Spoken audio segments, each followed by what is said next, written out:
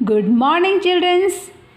तो आज हम अपनी नई उमंग में नया क्या पढ़ने वाले हैं, चलिए देखते हैं।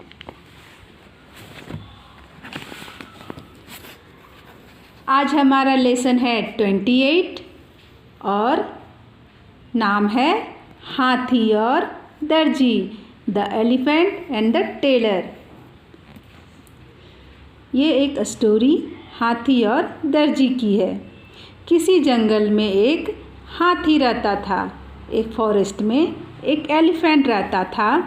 वह प्रतिदिन यानी कि डेली नदी में जाकर नहाता था और पुनः नहाकर वो नहाया और वह तुरंत नहाकर जंगल की ओर लौट जाता था।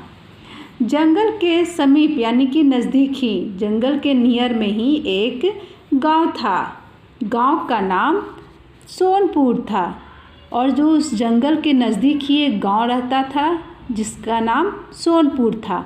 सोनपुर गांव में सुलेमान नाम के दर्जी की दुकान थी और सोनपुर में ही एक टेलर जो था, वहाँ एक सुलेमान नाम का एक टेलर की दुकान भी थी वहाँ पर।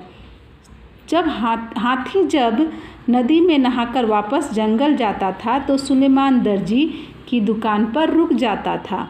सुलेमान उसे कभी केला, गन्ना या कुछ खाने को देता था और जब वो जो हाथी था जब भी नहाकर वापस जाता था सबसे पहले वो सुलेमान के पास जाता था। सुलेमान जो टेलर है, टेलर उसे कभी केला, कभी गन्ना, कभी कुछ ना कुछ उसे खाने को देता रहता था।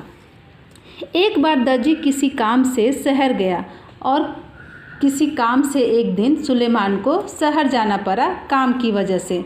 तो उसने अपने पुत्र को दुकान पर बैठा दिया। हाथी प्रतिदिन की भांति वहाँ आया, यानी कि हाथी को तो डेली रूटीन था कि वो जब भी नहा करके अपने घर जाता था, जंगल जाता था, तो वो सुलेमान की दुकान पर रुक जाता था। सुलेमान का पुत्र बड़ा शरारती था और सुलेमान का जो बेटा था वो बहुत शरारती था। वो उसे हमेशा मस्ती सूझती थी। उसने हाथी को कुछ खाने को नहीं दिया। उसने क्या किया और सूंड में सुई चुभो दी। उसने क्या किया, उसके पुत्र ने क्या किया, उसके बेटे ने क्या किया, सुलेमान के बेटे ने, कि उसे कुछ खाने को नहीं दिया और उल्टे उसके सूंड में उसने सुई चुभो दी, यानी कि निडल डाल दिया। क्योंकि वो शरारती था, मस्ती कर रहा था हाथी के साथ। तो हाथी को गुस्सा आया। जब सूर में उसने सुई चुभो दिया तो उसे गुस्सा आया हाथी को। तो पुनः नदी पर गया। उसे गुस्सा आया तो वो फिर नदी की ओर लौट गया और सूर में गंदा पानी भरकर दर्जी की दुकान पर आया। वहाँ आकर उसने अपनी सूर में भरा गंदा पानी दुकान में छिड़क दिया, जिससे दुकान में रखे हुए कपड़े गंदे हो गए। हाथी ने सुलेमान के पुत्र को उसके शरारत की सज़ा दी।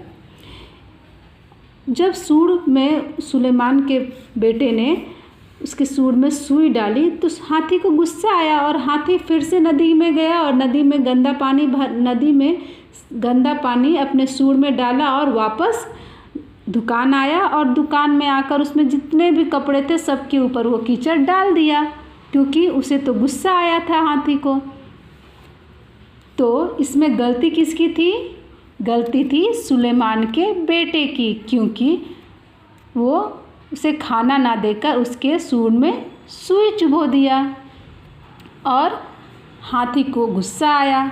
तो इस कहानी से हमें क्या शिक्षा मिलती है कि जैसी करनी वैसी भरनी, यानी कि जिसने जैसा किया हम उसे वैसा सजा दिए और दुष्ट के साथ दुष्टता का व्यवहार करना गलत नहीं, यानी कि जो हमारे साथ बुरा करे उनके साथ बुरा करना कोई भी गलत बात नहीं है।